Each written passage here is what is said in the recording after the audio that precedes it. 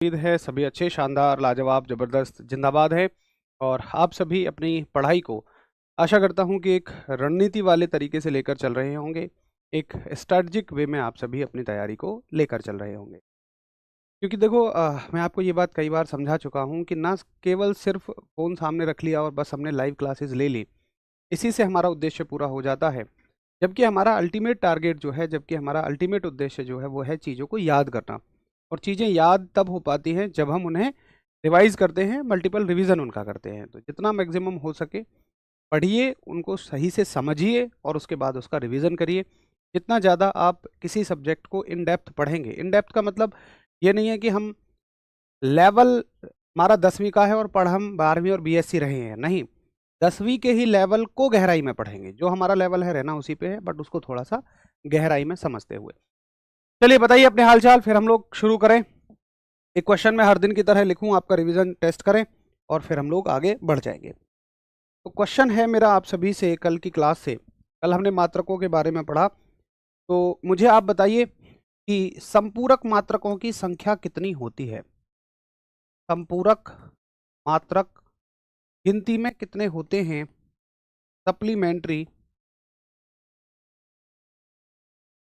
Units की संख्या कितनी होती है? संपूरक मात्रकों की संख्या कितनी होती है? बहुत अच्छे, बहुत अच्छे, बहुत अच्छे, बहुत अच्छे। बढ़िया, बढ़िया, बढ़िया उत्तर आप सभी का। तो कौन-कौन मात्रक जो होते हैं वो रेडियन और हिस्टेरेडियन होते हैं। किस कोण, किस राशि के होते हैं? राशियाँ होती हैं आपकी कोण और घन कोण, एंगल और सॉलिड एंगल। अच्छा, अब राशि और मात्रकों में एक स्पष्ट अंतर समझ में आने लग गया है ना, क्वांटिटी और यूनिट्स में। उसके साथ ही उनके संकेतों में और डायमेंशंस में यानी विमाओं में भी अंतर आपको स्पष्ट आना चाहिए। एक बार थम्स अप करो हाँ। अब हमें पता है कि कोण अलग चीज है और रेडियन अलग चीज है। कोण एक राशि है जिसका मात्रक रेडियन है। एंगल एक क्वांटिटी है जिसकी यूनिट रेडियन है। ये स्पष्ट अंतर बिल्कुल समझ आना चाहिए, तभी हम बहुत सारी गलतियां करने से बचते हैं। बहुत अच्छे, बहुत अच्छे, बहुत अच्छे। ना तो एग्जामिनर आपको इन्हीं छोटी छोटी चीजों में भी उलझा देता है। तो संपूरक मात्रकों की संख्या होती है साहब 2, सप्लीमेंट्री यूनिट्स की संख्या होती है 2। चलिए आज हम लोग अपने अगले चैप्टर पे चलेंगे और इस चैप्टर का नाम है मापन यानी कि मेजरमेंट। देखिए मापन में हमें क्या क्या पढ़ना है। जितनी भी अब तक हमने राशियां पढ़ी,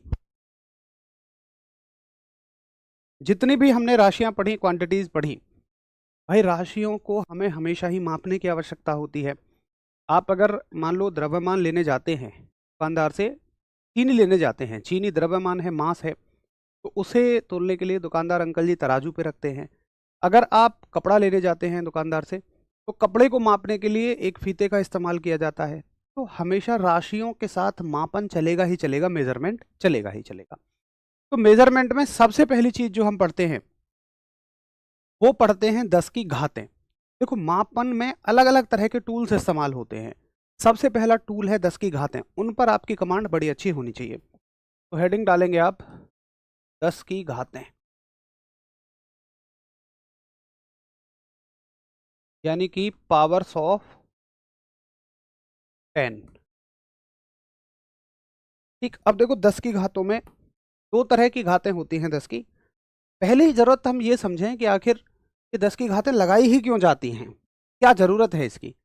तो लगाई इसलिए जाती हैं, जैसे देखो कोई संख्या है और वो संख्या ये है 2930000000000000 ऐसे। तो अगर आप इसे अपने जनरल नंबर सिस्टम में पढ़ेंगे, इकाई, दहाई, सैकड़ा, हजार, 10,000, लाख, 10 लाख, करोड़, 10 करोड़, अरब, 10 अरब, भैया अब कहाँ पढ़ूं, यहाँ से आगे खत्म हो जाओगे।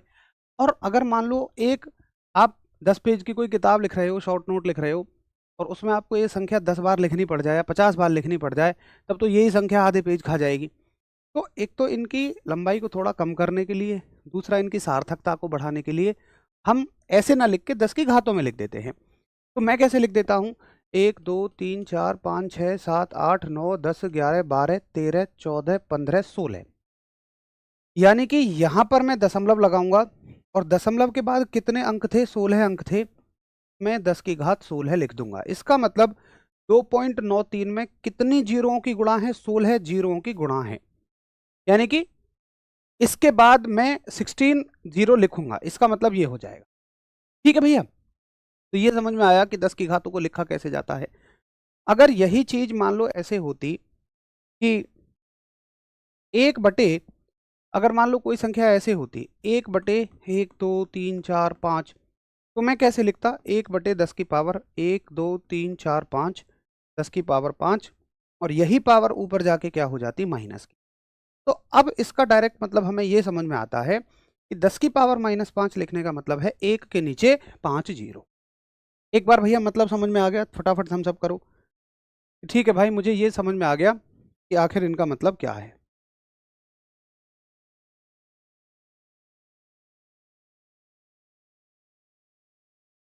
ठीक है, हाँ बिल्कुल, एएलपी के लिए ले लीजिए आप इस क्लास को। लेकिन मैंने ऑनेस्टली आपको बताऊं, पहले दिन ही मैंने आपको बताया था कि देखो इसका 100% स्तर रेलवे को टच नहीं करेगा। मैं बिल्कुल इस आरडब्ल्यू के प्लेटफॉर्म पे खड़ा होकर झूठ नहीं बोल सकता हूँ। तो किसको टच करेगा, 100% टच करेगा ये एसएससी के सभी एग्जाम को, सिवाय एडब्ल्यू और टीपीओ। उसके अलावा आपके जितने भी कांस्टेबल स्तर के एग्जाम हैं सभी को टच करेगा। उसके अलावा जैसे UP triple S C PET आदि होते हैं उनको टच करेगा। मतलब समझने का ये है कि ये हर उस एग्जाम को टच करेगा जिसमें साइंस जीएस के अंदर आती है।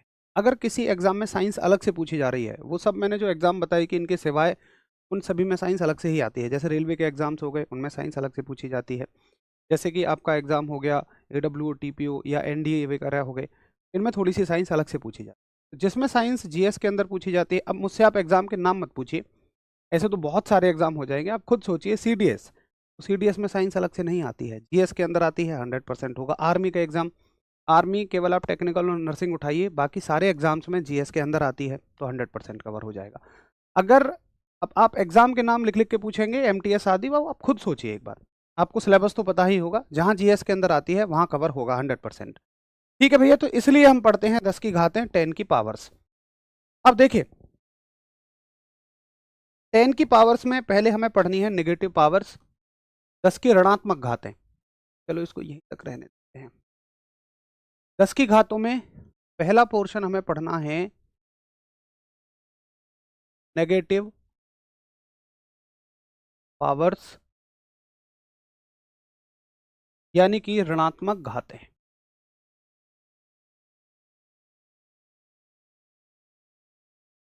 ठीक, देखिए नेगेटिव पावर्स क्या क्या होती हैं, ऋणात्मक घातें क्या होती हैं। जैसे आपसे पूछेगा 10 की पावर -1 को क्या कहते हैं, 2 को क्या कहते हैं, 3 को क्या कहते हैं। तो 10 की पावर -1 को कहते हैं आप डेसी, 10 की पावर -2 को आप सेंटी कहते हैं।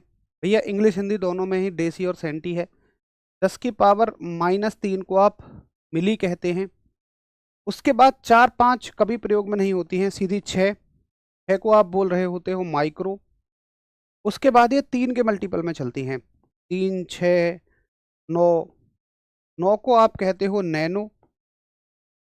और उसके बाद एक पावर बीच में 10 की पावर 10 भी आती है, तो 10 को आप कह रहे होते हो एंगस्ट्रॉम। ठीक है, उसके बाद जो पावर्स आएंगे आपकी 10 9 के बाद लेंगे तो 12, 10 की पावर -12, 12 को आप कहते हो पीको। और फिर आती है आपकी 3 के ऑर्डर में 15 18 21 24। सीधा बिल्कुल सवाल बनता है। अब देखो इन पावर्स को याद रखने के लिए ये तो जनरल याद हो जाती हैं 12 तक, लेकिन 15 18 21 24 के लिए मैंने एक ट्रिक बनाई हुई है, और ट्रिक है आपकी फैजी।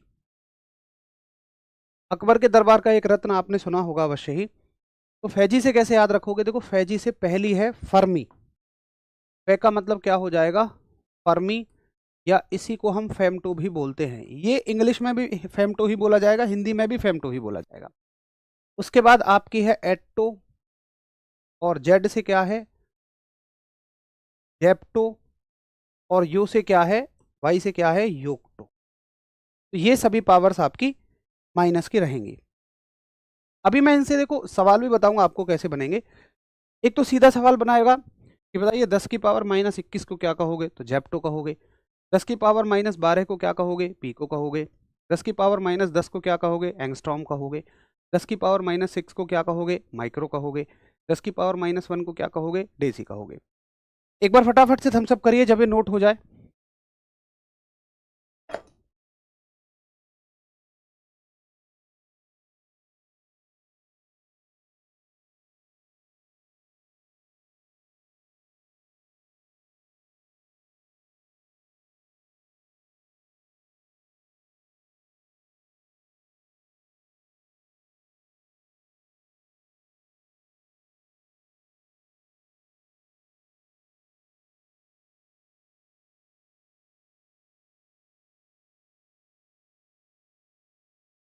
ठीक है, ये आसान है। उसके बाद देखिए, कुछ पावर्स आपकी पूछी जाती हैं प्लस में। तो यहां तक हमने पढ़ ली 10 की माइनस की पावर्स। इधर देखते हैं प्लस की पावर्स, पॉजिटिव पावर्स क्या क्या पूछी जाएंगी। तो इधर हेडिंग डाल लेते हैं पॉजिटिव पावर्स, यानी कि धनात्मक घातें। ये धय होगा, है ना, धय धनुष। अच्छा, अब देखिए धनात्मक घातों में क्या होता है। फिर से यहीं शुरू करते हैं। 10 की पावर 1, उसके बाद 10 की पावर 2, 10 की पावर 3। अब देखो 10 की पावर 1 को क्या बोलेंगे आप? 10 की पावर 1 को बोलोगे डेका। 10 की पावर 1 को बोलोगे डेका। 10 की पावर 2 को बोलोगे आप हेक्टा, हेक्टो। 10 की पावर 3 को बोलोगे आप किलो। ठीक है, 10 की पावर 1 डेका, हेक्टो, किलो। उसके अलावा थोड़ा सा आगे चलेंगे हम। देखो 10 की पावर 6 को आप बोलोगे 10 की, अच्छा एक सेकंड, कलर से 6 हो गया, उसके बाद 9 हो गया, और उसके बाद हो गया आपका 12। 6 को बोलोगे आप मेगा, 9 को बोलोगे आप गीगा। उसके बाद जो आप 12 को बोलोगे ये बोलोगे टेरा। 12 को बोलोगे आप टेरा। ठीक है, तो एक बार थम्स अप करेंगे, हाँ इतना क्लियर है।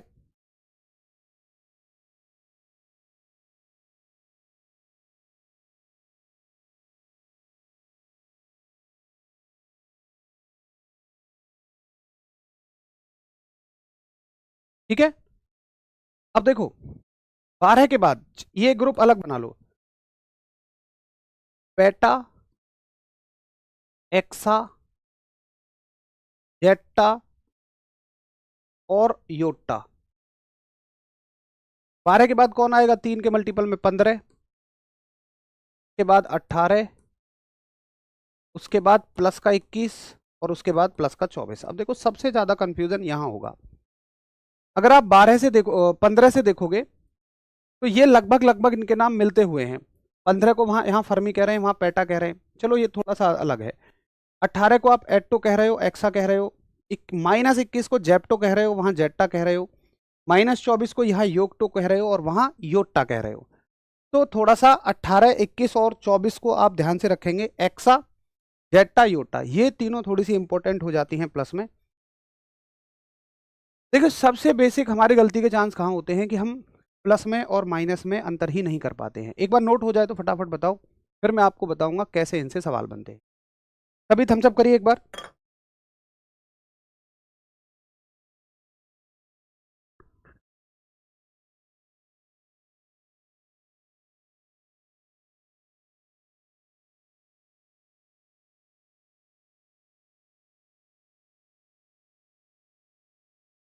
अब देखो एक बनेगा सीधा सवाल। कैसे बनेगा?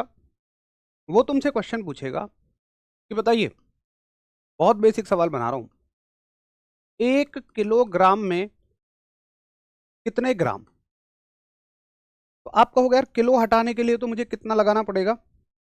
किलो हटाने के लिए 3 लगानी पड़ेंगी, यानी कि मैं कहूंगा 10 की पावर 3 ग्राम। किलो केवल ग्राम के लिए लिमिटेड नहीं है भैया, किलो तो किसी भी जनरल मात्रक के साथ लग सकता है।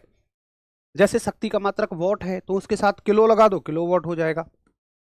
पूछेगा 1 किलोवाट में कितने वॉट, तो 10 की पावर 3 वॉट। क्लियर है? ऐसे ही आप मुझे उत्तर बताइए एक क्वेश्चन आएगा कि बताइए 1 मीटर में कितने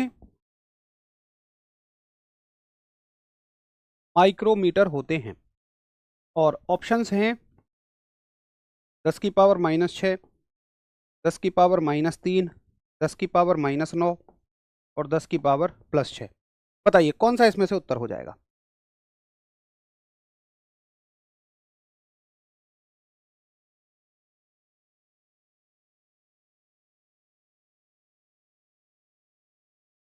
बहुत बढ़िया, वेरी गुड।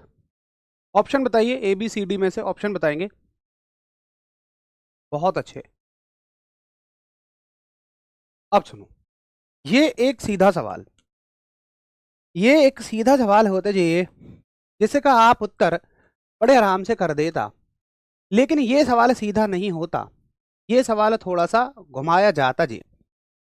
आप एक बार कॉपी पलट के देखें या वीडियो को पीछे करके देखिए, ध्यान से देखिएगा जी। आप जो उत्तर करता कि 1 मीटर में 10⁻⁻6 माइक्रोमीटर होता, ये गलत उत्तर होता। क्यों उत्तर होता?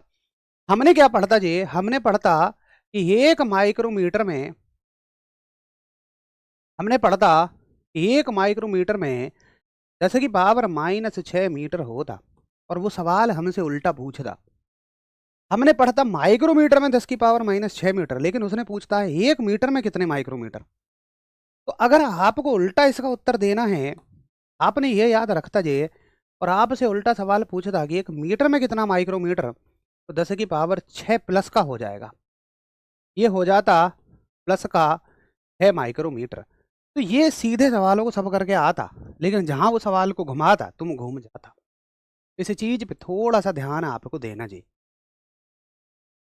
ये होता है कि जब हमें सब कुछ भी आता है, हमने सब कुछ भी पढ़ लिया, ये तब गलतियां होती हैं। ये एक लास्ट स्टेज है गलतियों की। शुरुआती स्टेज तो इसलिए होती है कि हमने पढ़ा ही नहीं है, या पढ़ा है तो रिवाइज नहीं किया, रिवाइज किया तो मॉक टेस्ट नहीं लगाए, प्रेशर में आ गए। जब सब कुछ कंप्लीट हो, जब सारा सब कुछ कंप्लीट हो, तब ये स्टेज शुरू होती है गलतियों की। फिर एग्जामिनर आपके साथ ऐसे खेलना शुरू कर। ठीक है भैया, ये बात आप समझ गए। अब एक क्वेश्चन का उत्तर फिर ध्यान से देना आप। क्वेश्चन है कि 1 मीटर में 1 मीटर में कितने नैनोमीटर, बताओ। ऑप्शन है 10⁻⁻9, 10⁻⁻6, 10⁻⁻3 और 10⁻⁹ बताओ इसका उत्तर क्या होगा।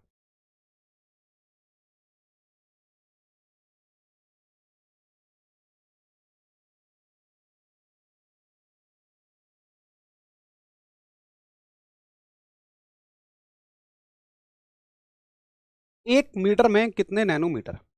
ठीक है, तो एक बार चीजें मुश्किल नहीं है, सिर्फ सीखने की जरूरत है कि कहाँ हम गलतियां कर रहे होते हैं। अगर आपने सब कुछ पढ़ लिया, आपका सिलेक्शन एक आधा नंबर से रुक रहा है, 2-4 नंबर से रुक रहा है, तो फिर ये ढूंढो कि हम गलती कहाँ कर रहे हैं। गलती आप ऐसी जगहों पे कर रहे होंगे कि आपने उसको समझ के नहीं पढ़ा, सिर्फ बात है समझने की। हम पढ़ते हैं कि मैं इसको थोड़ा सा अलग कर लेता हूँ।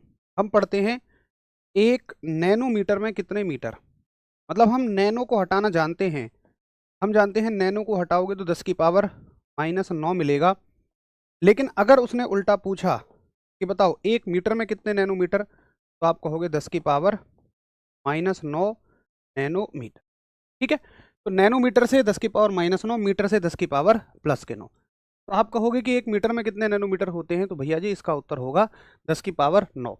तो देखो ये तो हो गया सीधा सवाल, और ये थोड़े से घुमा कर पूछे जाते हैं। और देखो, और थोड़े से एडवांस क्वेश्चन इस टॉपिक से। तो क्वेश्चन पूछेगा कि बताओ 1 माइक्रोमीटर में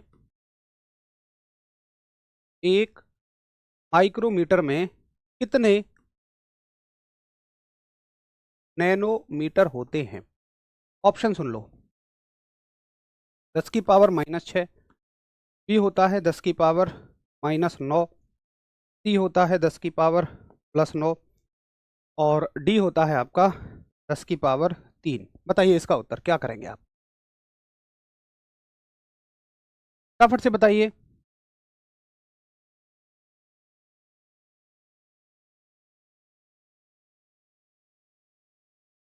बहुत बढ़िया। आने लग गया ना मिक्स आंसर। जिस क्वेश्चन के सारे ऑप्शन आ जाएं कमेंट सेक्शन में, ये मान लेना वो क्वेश्चन आपने अभी तक सीखा ही नहीं। सीखे हुए क्वेश्चंस के हमेशा आप एक ही उत्तर करते हैं सभी।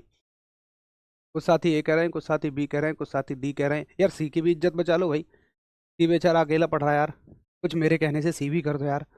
जब गलत कर ही रहे हो तो बेचारे सी का नाम काहे नहीं ले रहे हो यार, थोड़ा सा ले दो उसका नाम भी, भला हो जाए। सुनो, देखो ऐसे सवाल कैसे होते हैं। अब हमने क्या पढ़ा है, हमने माइक्रो, नैनो, इन सबको हटाना सीखा है कि भाई माइक्रो को हटाओगे तो 10 की घात -6 आ जाएगा, नैनो को हटाओगे तो 10 की घात -9 आ जाएगा। लेकिन हमने कभी ये नहीं सीखा कि माइक्रो से नैनो कैसे बदलेगा। तो मैं आपको इसके लिए एक सूत्र बता रहा हूँ। भाई अगर सिंपल हमसे पूछता ना माइक्रोमीटर में कितने मीटर, तो ठीक है मैं जानता हूँ कि माइक्रो हटाओगे 10 की घात -6 लगा दोगे। लेकिन अगर आपको एक से दूसरे में पूछा जाए बदलना, तो एक सूत्र लगाओगे आप, एक फॉर्मूला लगाओगे, और ये है कि जिसको बदलना है, जिसको बदलना है और जिस में बदलना है, जिसको बदलना है और जिसमें बदलना है। देखो किसको बदलना है, तो भैया नैनो को बदलना है, यही तो है। किसको बदलना है, नैनो को, सॉरी माइक्रो को बदलना है, सॉरी माइक्रो को बदलना है ना, माइक्रो। और किस में बदलना है, इसको बदलना है, इसमें बदलना है, नैनो में बदलना है। माइक्रो का मतलब तो जानते हो ना सिर्फ, अब माइक्रो का मतलब सोचो 10 की पावर -6, और नैनो का मतलब 10 की पावर -9। आप क्या कहोगे, 10 की पावर -6 ऊपर हैं ही, देखो 10 की पावर 9 जब ऊपर जाएंगी तो ये प्लस की हो जाएंगी, नीचे से ऊपर प्लस की हो जाएंगी, और समान आधार होने पर घातें जुड़ जाती हैं, 10 की घात -6 और +9। अब देखो आज तक भी किस किस को ये लगता है कि -6 और +9 करेंगे तो प्लस माइनस माइनस में उत्तर आएगा। एक बार यस करना जरा, कि अगर हम इसको ऐसे सॉल्व करेंगे तो प्लस माइनस माइनस में उत्तर आएगा। कौन कौन ऐसा कहते हैं, एक बार फटाफट बताइए।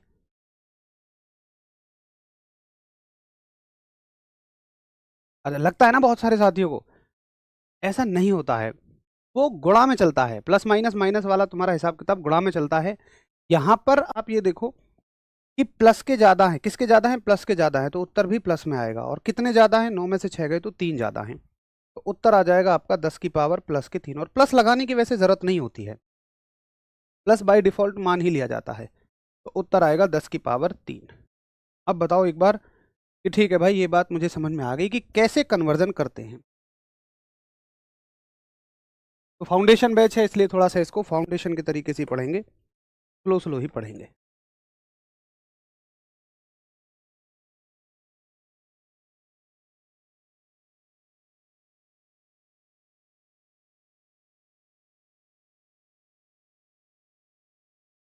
-3 नहीं आएगा, बिल्कुल +3 ही आएगा।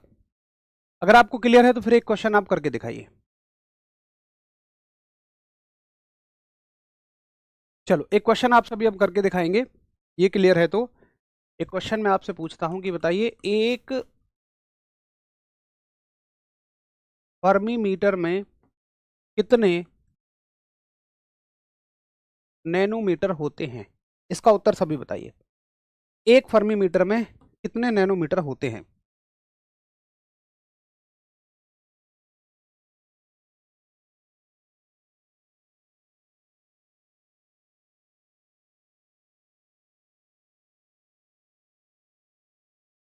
माइनस वाला ज्यादा हो तो फिर माइनस के बचेंगे, सीधी बात है।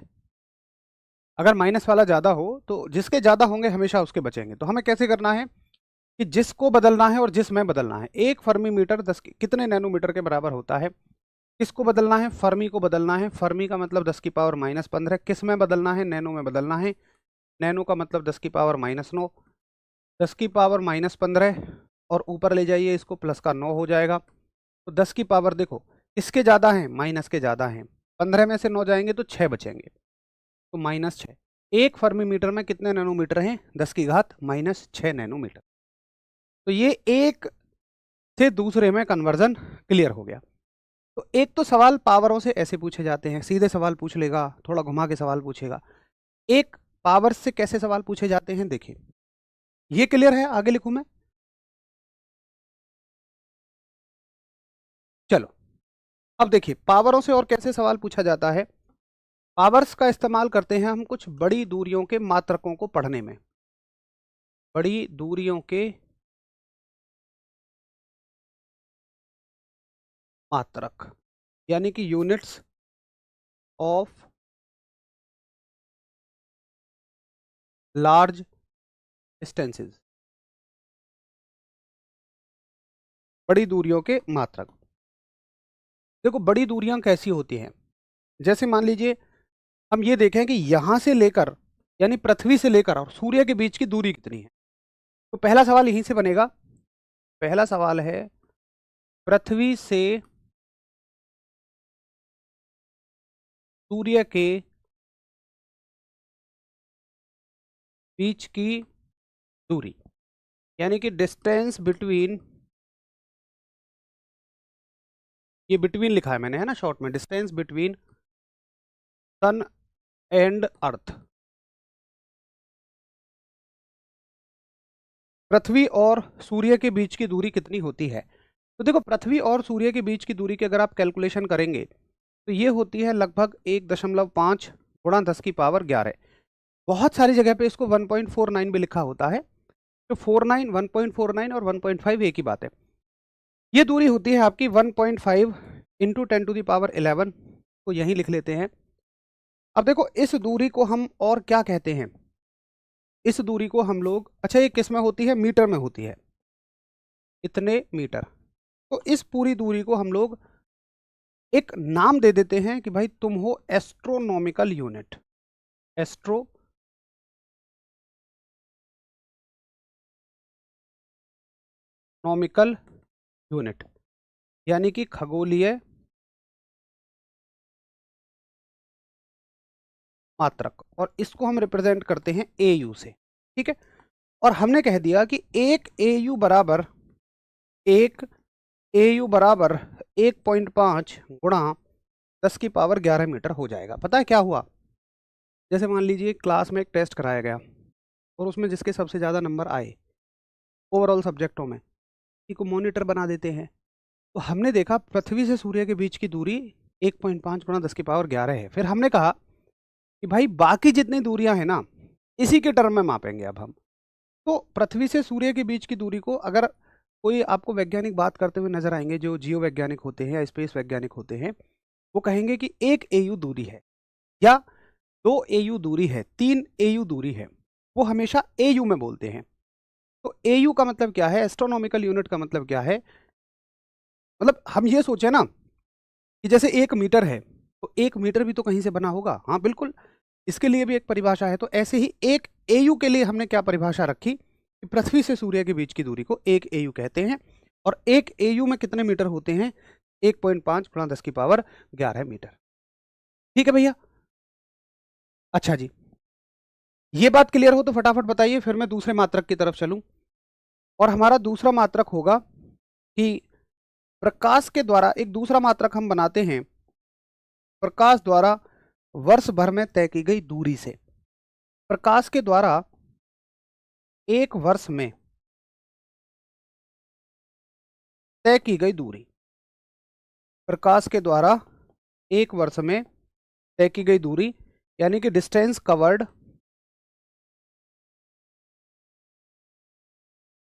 डिस्टेंस कवर्ड बाय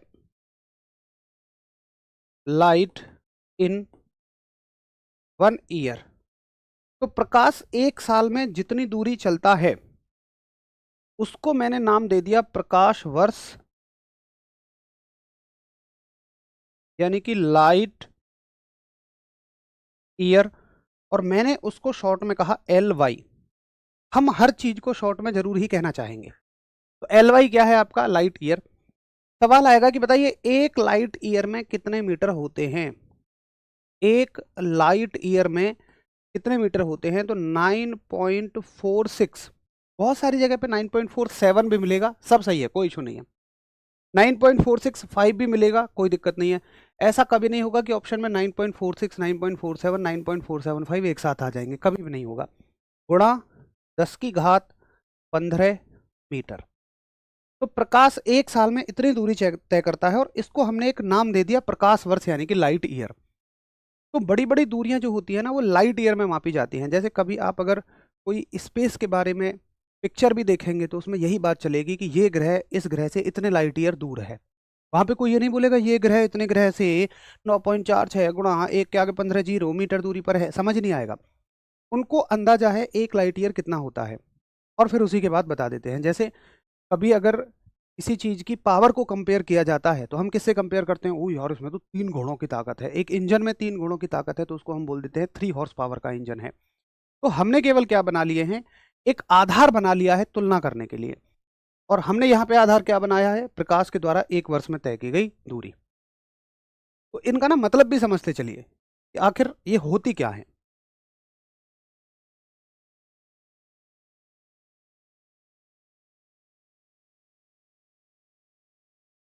ठीक है, एक बार थम्सअप करिए कि हाँ जी भैया क्लियर है। लाइट ईयर जो है वो 9.46 इंटू 10⁻15 मीटर होता है।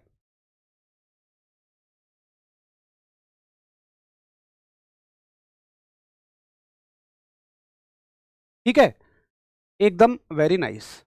अच्छा आगे चले हम। एक सवाल यहां से उठता है कि प्रकाश, एक सवाल ले लेते हैं इससे, फिर तीसरा मात्रक पढ़ेंगे। एक क्वेश्चन देखिए कि प्रकाश वर्ष मात्रक है, बहुत पॉपुलर सवाल है। प्रकाश वर्ष मात्रक है। Light year is the unit of, light year is the unit of, option A light. प्रकाश वर्ष किसका मात्रक है, प्रकाश का मात्रक है या वर्षों का मात्रक है, ऑफ ईयर्स, या दूरी का मात्रक है, ऑफ डिस्टेंस, या घंटों का मात्रक है, ऑफ आवर्स। तो बताओ प्रकाश वर्ष किसका मात्रक है, प्रकाश का है, वर्षों का है। तो खैर इनमें वो साथी फंस जाते हैं जो नई नई तैयारी करते हैं, शुरुआत की तैयारी करते हैं। ओ भैया इतना आसान सवाल आयो, प्रकाश वर्ष किसका मात्रक, अरे प्रकाश का मात्रक है प्रकाश वर्ष। उत्तर तो सवाल में ही छिपा था, इतना आसान सवाल था। ये गलतियां नौसिखिए बच्चे जो शुरू में तैयारी कर रहे हैं हमारे साथी वो कर देंगे। लेकिन आप सभी अब परिपक्व हो गए हैं, एक्सपर्ट हो गए हैं, तो आप समझ जाएंगे कि प्रकाश वर्ष जो है वो किसका मात्रक है, का मात्रक है। दूरी का एक तीसरा मात्रक और है, इसी के आगे हम कंटिन्यू कर लेते हैं। दूरी का एक तीसरा मात्रक है, हमने बनाया हुआ है पारसेक। अब पारसेक का मतलब ना कभी पेपर में पूछा जाता, और आप जानिए भी मत, फिर बहुत सारी चीजें समझानी पड़ जाएंगी। पी है ये पारसेक। अब देखिए आपको याद रखना है कि एक पारसेक में कितने मीटर, तो आप याद रखेंगे एक पारसेक में 3 × 10⁻16 मीटर होते हैं। पारसेक से जुड़ा हुआ इंपॉर्टेंट फैक्ट जो एग्जाम में पूछा जाएगा कि ये दूरी का सबसे बड़ा मात्रक है। पारसेक क्या है, दूरी का सबसे बड़ा मात्रक है, यानी कि largest unit of distance, largest unit of distance. अब देखिए दूरी का अगर सबसे बड़ा मात्रक पारसेक है, तो हमसे सवाल आता है कि पारसेक की टर्म में ये बताओ प्रकाश वर्ष कितने होते हैं। तो अगर आपसे कोई पूछे कि बताओ एक पारसेक में कितने प्रकाश वर्ष होते हैं, एक पारसेक में कितने प्रकाश वर्ष, तो हम कैसे निकालेंगे, हम ऐसे निकालेंगे जिसको बदलना है जिसमें बदलना है। तो किसको बदलना है, पारसेक को बदलना है। पारसेक कितना है, 3 × 10⁻16 है। किस में बदलना है, प्रकाश वर्ष में बदलना है। प्रकाश वर्ष कितना है, 9.46 × 10⁻15। तो इसको तुम अगर सॉल्व करोगे 3.26 आ जाएगा, तुम्हें नहीं करना है, सॉल्व नहीं करना है, बट आता कैसे है वो मैंने आपको बता दिया। तो यहाँ पे क्या उत्तर रहेगा, 3.26। पेपर में इतना सॉल्व करने का टाइम नहीं रहेगा, आपको सीधा याद रखना है एक पारसेक में कितना प्रकाश वर्ष होता जी? एक पारसेक 3.26 प्रकाश वर्ष को कंसिस्ट करता। एक पारसेक में कितना एयू होता जी? तो एक पारसेक में अगर आपसे एयू पूछ ले, भाई पारसेक तो सबसे बड़ा है, तो एक पारसेक में एयू है 2.07 10⁴ खगोलीय मात्रक यानी कि एयू। इसको एल वाई भी बोल सकते हैं, 3.26 एल वाई यानी लाइट ईयर। फटाफट से एक बार थम्स अप करके बताएंगे कि ठीक है, यहाँ तक क्लियर है।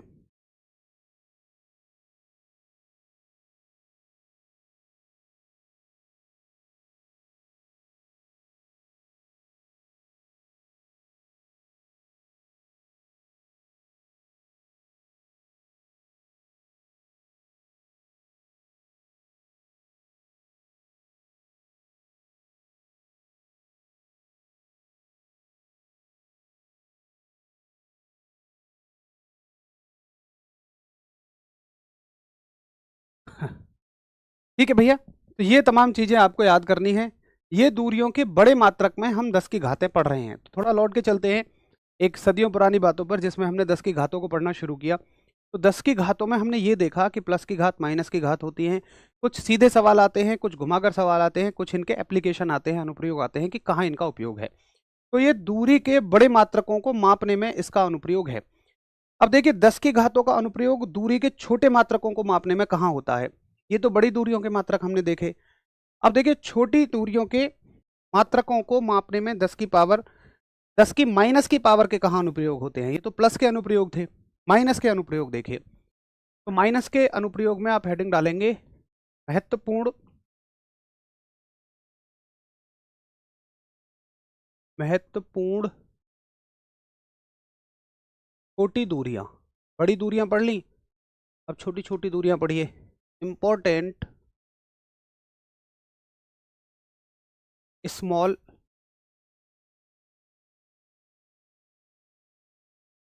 डिस्टेंसेस, कुछ महत्वपूर्ण छोटी छोटी दूरियां। देखो क्या इंपॉर्टेंट छोटी छोटी दूरियां होती हैं, क्या महत्वपूर्ण छोटी छोटी दूरियां होती हैं।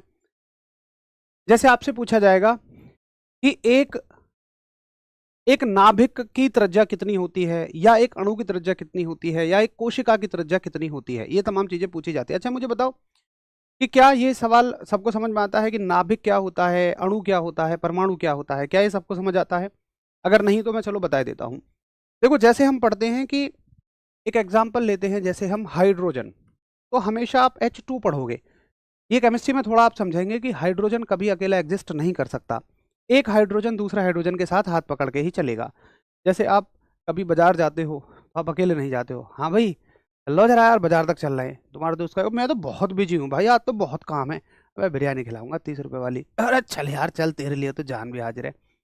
तो जैसे आप अपने दोस्त के बगैर कहीं नहीं चल सकते, वैसे ही हाइड्रोजन अकेला नहीं चलेगा, ऑक्सीजन कभी अकेले नहीं चलेगी, O2 हमेशा आप लिखते हैं। तो जब आप दो हाइड्रोजनों की बात कर रहे होते हैं, O2 लिख रहे होते हैं, तो ये एक अणु है। इसको हम बोलते हैं कि तुम एक अणु हो, तुम एक मॉलिक्यूल हो। दोनों के कॉम्बिनेशन को हम क्या बोलते हैं? अणु बोलते हैं, यानी कि मॉलिक्यूल बोलते हैं, जिनमें से हर एक क्या है? परमाणु है, यानी कि एटम है।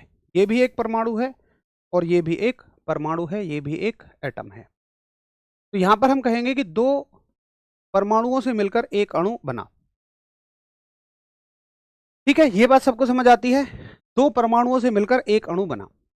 तो अगर आप अणु का आकार देखेंगे, अच्छा मुझे बताओ अब कौन बड़ा होगा? परमाणु बड़ा होगा या अणु बड़ा होगा? इसमें से एटम बड़ा होगा या मॉलिक्यूल बड़ा होगा? और फिर मैं आपको एक और चीज बताता हूं, ये है आपकी परमाणु के अंदर जो होता है मौजूद, ये होता है नाभिक, यानी कि मॉलिक्यूल। ठीक है, नाभिक के अंदर मॉलिक्यूल है, तो डेफिनेटली अणु बड़ा होगा, उससे छोटा परमाणु होगा, उससे छोटा नाभिक होगा, इसके अंदर भी एक नाभिक होगा। तो इन सभी के ना आकार पूछे जाएंगे, और आकार का मतलब हम इनकी त्रिज्या बता रहे होते हैं, रेडियस बता रहे होते हैं। तो अगर आपसे कोई अणु की त्रिज्या पूछे या आकार पूछे कि अणु का आकार कितना होता है, यानी कि इनका साइज, तो असल में क्या बता रहे हो आप? इसकी रेडियस बता रहे हो। चलो इनको ना अलग लिख लेते हैं। क्योंकि यहाँ ज़्यादा घपड़ चपड़ हो जाएगी। तो यहाँ लिखते हैं सबसे पहले अणु का आकार, यानी कि साइज ऑफ मॉलिक्यूल। और साइज में हम क्या बताएंगे, तो याद रखना साइज में हम इसकी रेडियस बताएंगे, त्रिज्या बताएंगे। तो आकार भी कह देता है, कई बार त्रिज्या कहता है, ज्यादा आकार ही कहेगा। तो अणु की त्रिज्या भैया जी ये होती है 10 की पावर 15 10 9 10 की पावर माइनस के 9 मीटर। ठीक, ऐसे ही आपसे पूछा जाएगा नंबर 2, आपसे पूछा जाएगा फिर परमाणु का आकार,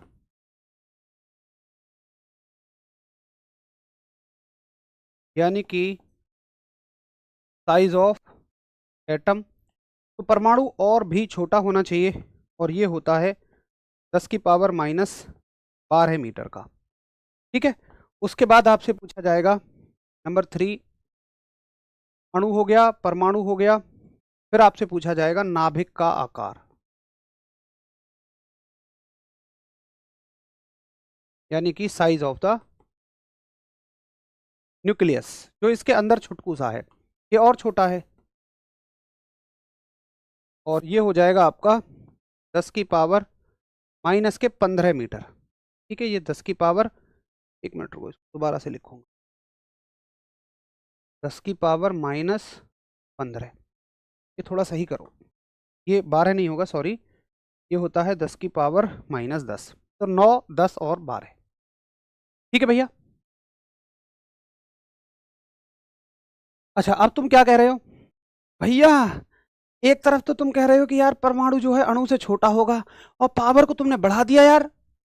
यार भैया ये कैसे हो गया यार, यहाँ तो तुम कह रहे हो कि नाभिक जो है वो परमाणु से छोटा होगा, न्यूक्लियस, और भैया यहाँ तो तुमने यार पावर को 10 से 15 कर दिया यार भैया। भैया ऐसे कैसे हो गया? अच्छा, किस किस को ये बात समझ में, मतलब मन में आ रही थी लेकिन कह नहीं पा रहे थे? हाँ, देखो माइनस में पावर्स जितनी बढ़ती है ना, वो उतनी ही छोटी होती है। अरे यार एक बात बताओ, कि तुम्हारे पास आज -5 का कर्जा है, ठीक है, कल को तुम्हारे पास -10 का कर्जा है, तो कर्जा कौन सा ज्यादा है? मतलब बढ़िया तुम कब थे, तो बढ़िया तब थे जब -5 का कर्जा था। ऐसे ही याद रखिए, माइनस में जितनी संख्या घटेगी, मतलब ये मान लो उसकी वैल्यू उतनी ही कम हो रही है। तो बहुत सारे साथियों को पता थी, बहुत सारे साथियों को नहीं पता थी। नेगेटिव में पावर अगर बढ़ रही है, नेगेटिव में कोई वैल्यू घट रही है, तो उसकी वैल्यू ये मान लो कि घटने का मतलब बढ़ रही है, और बढ़ने का मतलब घट रही है। इन इंग्लिश ऑफ नाभिक, ओ ये द इंग्लिश ऑफ नाभिक is nucleus, and I have already told you, I have wrote nucleus, I am writing again nucleus. The English of नाभिक इज न्यूक्लियस, न्यूक्लियस। भैया सब कुछ तो साथ में लिखा जा रहा है यार। सर इंटरेस्टेड टॉपिक लेकर आओ, ठीक है, बिल्कुल, इसके बाद एक इंटरेस्टेड टॉपिक शुरू करेंगे। पहले एक बार इसके लिए थम्स अप करिए कि हाँ ये बिल्कुल बढ़िया समझ में आ गया, क्लियर है। एक बार इसके लिए थम्स अप कर देंगे। तो ये हो गई मतलब अभी हम 10 की पावर्स में उलझे हुए थे, तो हमने बहुत सारी चीज़ें नेगेटिव और पॉजिटिव पावर्स से देखी, सीधे बनने वाले सवाल, घुमाकर बनने वाले सवाल, उसके अलावा कुछ ऐसे सवाल हमने देखे जो बनते हैं सीधे सीधे आपके बड़ी दूरियों को मापने में, छोटी दूरियों को मापने में। अब थोड़ा सा एक इंटरेस्टिंग टॉपिक ले लेते हैं, भैया की बात भी ठीक है, क्योंकि पढ़ रहे हैं तो फिर हम इंटरेस्टेड होकर पढ़ें। देखो ये हैं एक युवती, और ये हैं एक, अच्छा युवती हैं तो ऐसे, और ये हैं एक युवक ऐसे, युवक युवती, ये युवक हैं, चलो ये युवती हैं, ऐसी लग रही हैं, ठीक है। और दोनों एक दूसरे से 10 की पावर 2 की दूरी पर थे, 2 मीटर की दूरी पर थे, और इन्होंने इनको देखा, इन्होंने इनको देखा, इनकी नज़रें चार हुई। भाई यार क्या बात करते हो तुम भैया, किसी भी टॉपिक को इंटरेस्टेड बनाना आपके हाथ में है। दिल आया परी पे तो गधी क्या चीज़ है, वही बात है ना भाई। आपको अगर बहुत इंटरेस्टेड चीज़ भी ध्यान से नहीं देखनी तो वो भी बेकार लगने लगेगी। और अगर आप किसी, असल में बेकार अच्छा कुछ होता ही नहीं है, सिर्फ हमारा एक नज़रिया है, पर्सपेक्टिव है। अगर मैं किसी चीज़ को ध्यान से पढ़ रहा हूँ, मुझे वो समझ में आ रहा है, इसका मतलब वो बेहतर है, इंटरेस्टेड है। और भैया पढ़ाई कर रहे हो तो यहाँ जुमला देखने नहीं आए हो, यहाँ कोई नौटंकी थोड़ी चल रही है यार, यहाँ मैं डांस करके दिखाऊंगा या कोई नाच के दिखाएगा या मैं और हरीश भैया यहाँ कपल डांस करके दिखाएंगे। तो मतलब यार कैसे इंटरेस्टेड बना सकते हैं। चलो भाई, तो ये हो गई 10 की पावर्स। उम्मीद है आप इससे बनने वाले क्वेश्चंस को बड़े अच्छे से कराएंगे, बहुत अच्छे से कराएंगे। तो 10 की पावर्स के अलावा इसमें एक टॉपिक हमें शुरू करना है जिसका नाम है मेजरिंग इंस्ट्रूमेंट, यानी कि मापक यंत्र। और उस टॉपिक को हम कल शुरू करेंगे। उसमें हम पढ़ रहे होंगे अलग अलग तरह के मापक यंत्र। और देखो, अगर किसी और परीक्षा की बात हो, जैसे मान लीजिए यूपिटर प्लस सी पैट है, हाल ही में परीक्षा होने वाली है, मैं आपको बता रहा हूँ मापक यंत्रों से एक सवाल आएगा, मेजरिंग इंस्ट्रूमेंट से एक सवाल वो पूछेगा, लेकिन वो आसान सवाल पूछते हैं। कुछ फेमस मेजरिंग इंस्ट्रूमेंट है, हाइड्रोमीटर, हाइग्रोमीटर, या फिर आपका हो जाएगा फेदोमीटर, या फिर आपका पेरिस्कोप हो जाएगा, इन सब से पूछेगा। लेकिन एसएससी को यहाँ, एसएससी की जो मतलब कहते हैं ना कि मन में कुलबुलाहट है, वो शांत ऐसे होती ही नहीं है। पता है एसएससी क्या पूछेगा? हमने अभी चंद्रयान 2 लॉन्च किया, उसमें जो मौसम को देखने के लिए सेंसर लगाया था, उसमें 8वें नंबर के सेंसर का क्या नाम था। वो ये उम्मीद ही नहीं कर रहा है कि एक बच्चा एमटीएस में जाए या सीएचएसएल में जाए या सीजीएल में जाए। वो ये उम्मीद थोड़ी कर रहा है कि एमटीएस में, सीएचएसएल में, सीजीएल में तो बच्चा फाइल वर्क करेगा, ऑफिशियल वर्क करेगा। नहीं, वो ये चाहता है कि मैं साइंटिस्ट पूछूं। मैं चाहूंगा कि साइंटिस्ट जो है ना, वैज्ञानिक जो है, वो बिल्कुल इसमें आए। भाई मेरा दिमाग खराब हो गया, एमटीएस का सवाल था यार ये। एक कहीं अगर आप उसके सेंसर्स को उठाओगे ना, चंद्रयान 2 में कितने सेंसर्स लगे हैं भाई, हजारों की तादाद में उसमें सेंसर्स लगे हैं। क्या उसके सभी सेंसर्स को पढ़ा पाना संभव है? वो जाने क्या पूछ रहा था कि एक इंफ्रारेड वेव के लिए कौन सा सेंसर इस्तेमाल होता है। भाई ऐसे क्वेश्चनों के लिए तो मैं हाथ ही जोड़ूंगा। एक प्रीवियस ईयर में आ गया, चलो मैं उसको पढ़ा भी दूं, क्या एक ही सेंसर लगा है यार, उसमें तो हजारों सेंसर लगे हैं। फिर तो मैं कहूंगा भैया ऐसे सवाल को तो छोड़ के ही आओ, क्योंकि उसके हजारों सेंसर्स को कवर कर पाना, देखो या तो सवाल का एक पैटर्न हो कि चलो मुझे ये समझ में आता है कि अच्छा इसलिए इसकी कोई खास बात थी, या तो उस सेंसर की वजह से कुछ कमी आई हो, या वो सेंसर सबसे महत्वपूर्ण हो। कुछ नहीं, वो कुछ भी उठा के पूछ लेगा। तो फिर ऐसे सवालों को तो हमें छोड़ना ही पड़ेगा। इसलिए मैं आपको कुछ मेजरिंग इंस्ट्रूमेंट कराऊंगा, मापक यंत्र कराऊंगा, जो इंपॉर्टेंट है, पूछे ही जाते हैं। 90% चांसेस है उनमें से कवर हो जाएगा। बट कुछ ऐसा पूछ ले तो फिर उसका तो देखो किसी के पास कोई इलाज नहीं है। चलो ठीक भैया जी, क्लास की ड्यूरेशन कितनी है एक बार दिखाना, अभी कितने टाइम की क्लास हो गई है हमारी? 47 बहुत है भैया। 45 ड्यूरेशन आइडियल ड्यूरेशन होती है किसी भी क्लास की। 45 मिनट तक ही हम किसी भी क्लास को रखते हैं।